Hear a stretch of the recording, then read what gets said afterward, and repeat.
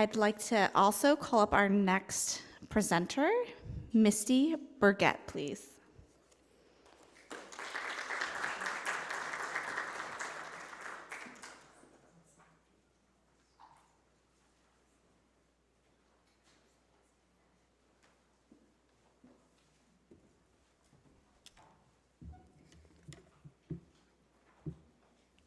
Hi, friends. I'm going to be presenting, I'll stay here, I'll be good. I'll be good and stand still. I'm going to be presenting on caring for the undocumented immigrant patient, a case study application. In thinking about my title, I wish I'd put one more word in it, and that is caring for the potentially undocumented immigrant patient. And I'll get to that at the end, why I wish I had put that word in.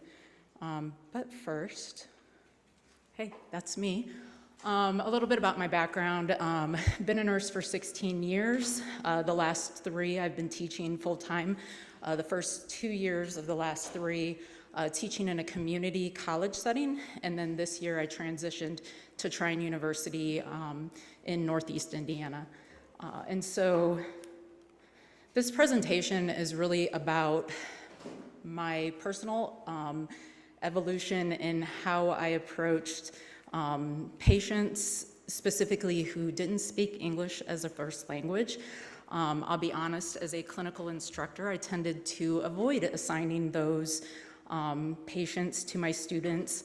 One, because I was new as a clinical instructor, and that just added a whole other layer of complexity to teaching the student. And so I, over the last, specifically year, have kind of evolved in my thinking on that. And how it came about was I was teaching a clinical in a mental health capacity, so we were in a locked inpatient unit, which adds its own layer of complexity for a patient who doesn't speak English, because quite honestly, when you are in an inpatient psych area, you're specifically there not just for medication adjustment, but you're there for group, and it makes it very difficult to participate in groups and get the things that you need to get out of being an inpatient when you don't speak the language. So anyhow, I one morning went to clinical, and when we were listening to report, they had mentioned that there was a non-English speaking patient there that day. I did not assign a student to that patient. We went into the unit, and one of my students gravitated to that patient and started speaking in his language. And I was blown away. She ended up helping kind of navigate the day and working with the psychiatrist and just including the patient in being able to participate fully in his inpatient psych experience. At the end of the day, when we went to post-conference, I was like, I didn't know you spoke a foreign language. And she said, I was an exchange student. I spent a year abroad. I learned the language fluently. And so hence that interaction that day. So that was my first shift as an instructor. As I approached clinicals after that and the clinical orientation with new students, I would always ask, does anybody speak another language? If you do, let me know. And if we happen to have a patient that we encounter that's their language, I would love for you to take care of that patient in the clinical experience. So I started doing that. Then last spring, I had a student in orientation of clinical. She said yes. She said Spanish is actually my first language. I was like, great. And so as the clinic went on, one day I went in, it was this particular student's med pass day. When I looked through the patients and thinking of who I'm going to assign students to, I noticed that there were 3 non-English, specifically Spanish-speaking patients on that particular day on the unit. Now I had promised, because this was a med-surg 2 clinical, I had promised my students on their med pass day they would only have 1 patient assigned to them, all others would have 2. This was her med pass day, so when she came in, I said, hey, I know it's your med pass day, but I have 2 patients I'd really like to give you. And she said, absolutely, I'll pass meds on both. And so what follows is kind of what we uncovered over the course of the day, and then the impact that it made on the other students in the clinical. So this is the first patient that she had. He was a 23-year-old painter, limited English proficiency. Spanish was his first language. During the course of his hospital stay, the nurses had indicated he had had no visitors, no family, no friends coming to see him. So he was isolated in the hospital environment. He was speaking very little, even with the use of a translator. And he was also refusing to eat. His medical history, he was in the hospital because he had to have his appendix out. He had delayed coming in until he was very, very sick, had his appendix out, was septic afterwards, and now had this prolonged hospital stay. Here's some fun nursing diagnoses for the patient. Risk for delayed surgical recovery, anxiety. He had a lot of anxiety we figured out once the student was able to converse with him, and then imbalanced nutrition. As far as anxiety, when she went in, spoke his language, he lit up. And obviously I said, you'll have to translate everything you're saying. Took a lot of Spanish in high school, can pick up a little bit, but fill me in on the context of the conversation. His anxiety that he was having was around how he was going to pay for his hospital stay, and how he was going to pay for his medications.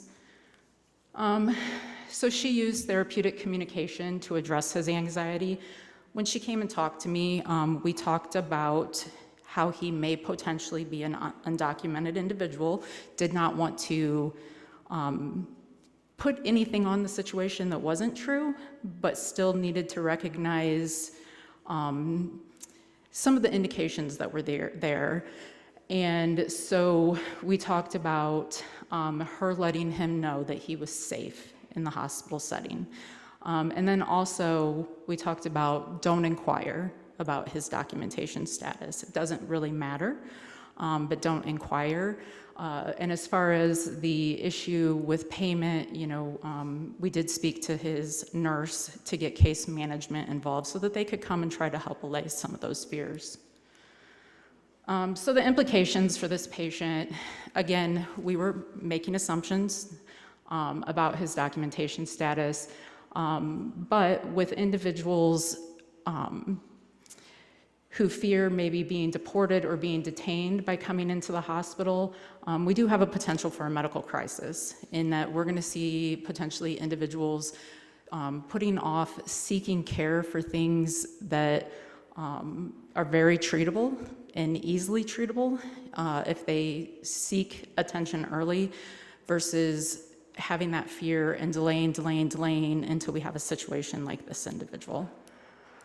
The second patient she took care of, he was an older gentleman. He was 70. Again, Spanish was his first language, had very limited English proficiency, also no social support present, had not had visitors or any family or friends present at the hospital during his stay. A little background on him, he was a type 2 diabetic, hypertension, and BPH. And he was at the hospital for bacteremia. He had actually, so a little bit more background, he'd actually been there for 10 days at the point that my student was taking care of him, and he had been on antibiotics, and they had done blood cultures and decided to change the antibiotic that they wanted to use with him, which necessitated them then getting a central line for him. And so his primary nurse came to my student and said, we need to do education on central lines with him, but the only education we have is a video that's in English. And she said, would you be willing to translate the video for him? And my student said, yeah, sure. We were on our way to lunch. She said, as soon as I come back, I'll do that. So we went to lunch. When we came back, the nurse said, hey, crisis averted. We actually found instructions or information, education written in Spanish about central line placement, and so we gave it to him.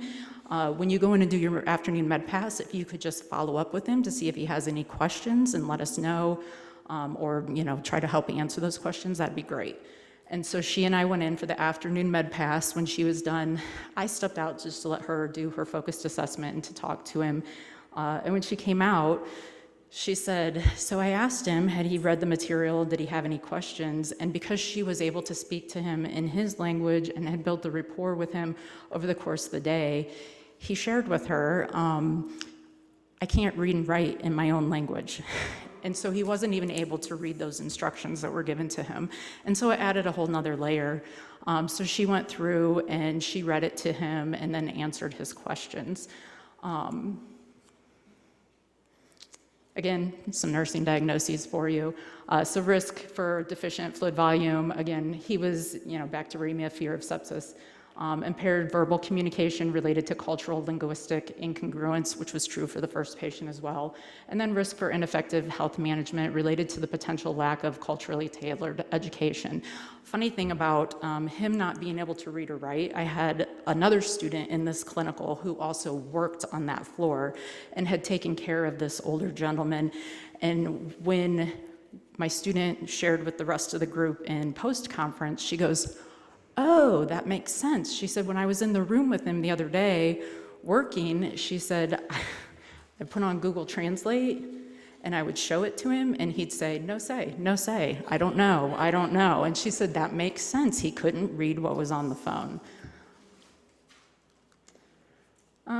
So interventions, again, we want to use the certified medical interpreters for clinical updates and consents and things like that.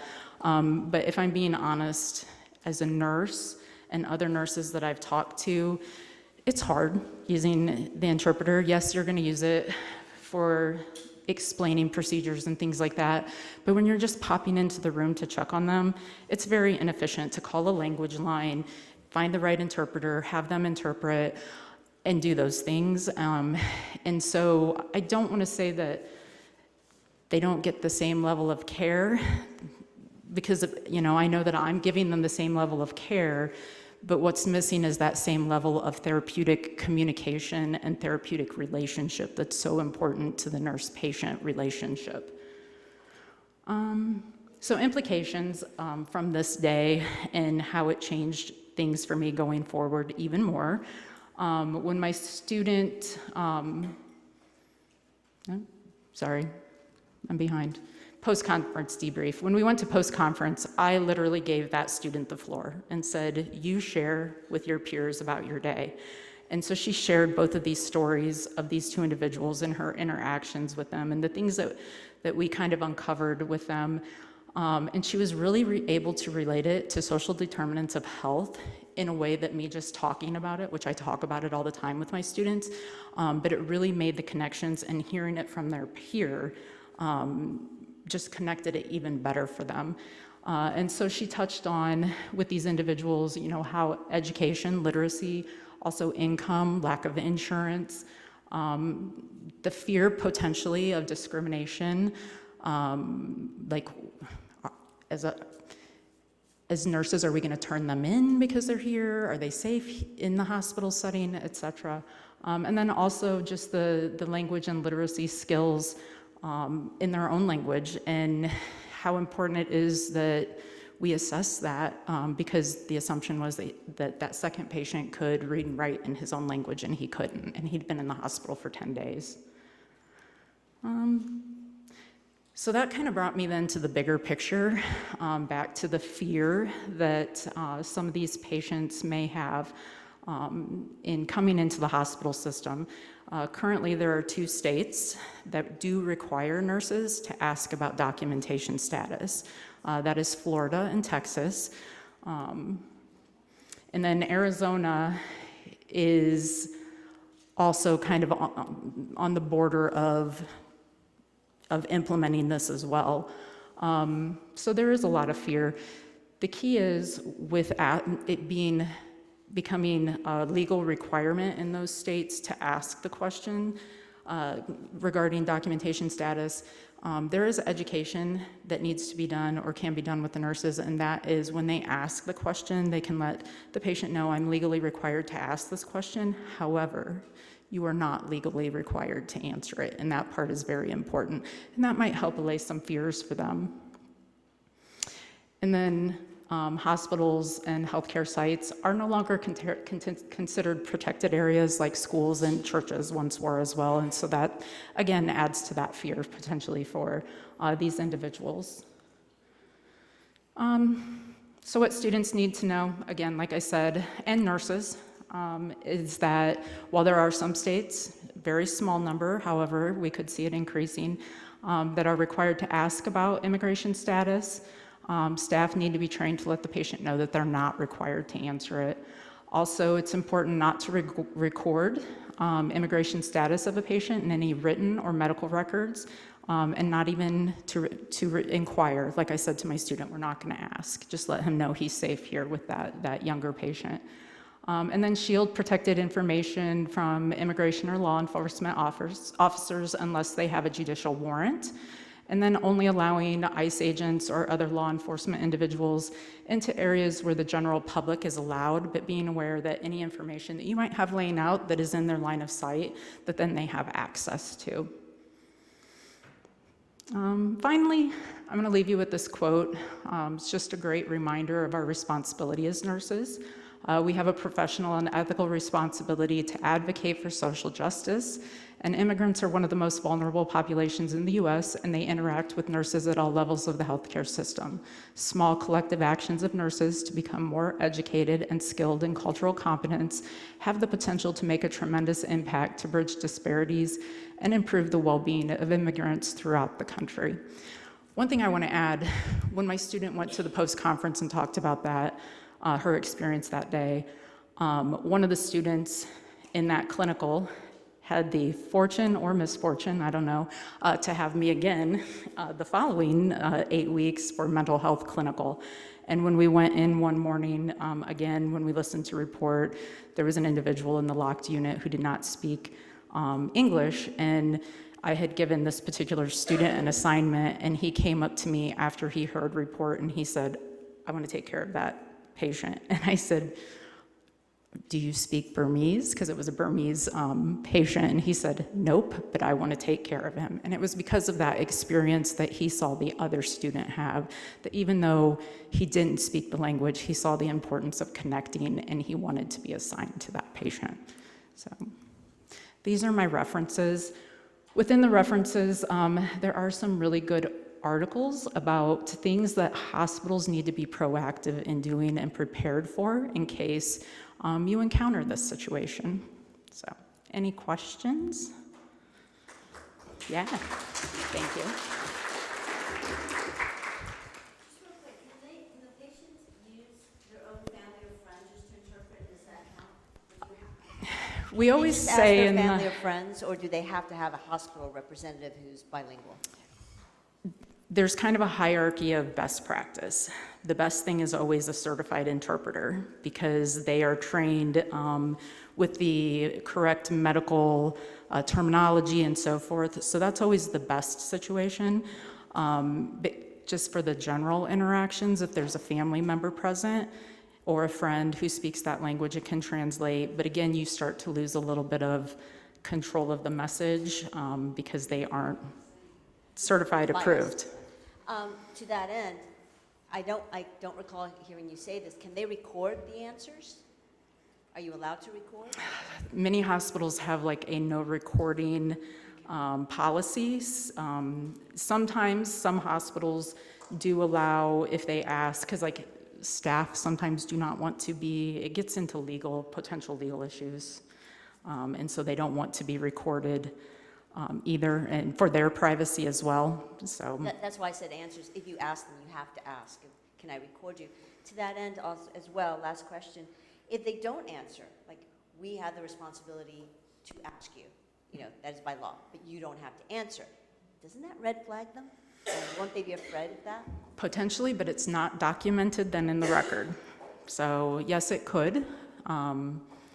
But then, like I said, there's nothing documented. And I should say the 2 states that are requiring it, the reason that they say that they are requiring it is to track how many undocumented or immigrant individuals are utilizing Medicare and Medicaid. However, Medicare and Medicaid is only for U.S. citizens, and so there really isn't access that they have to that anyhow. Yeah. Any other questions? Well, thank you.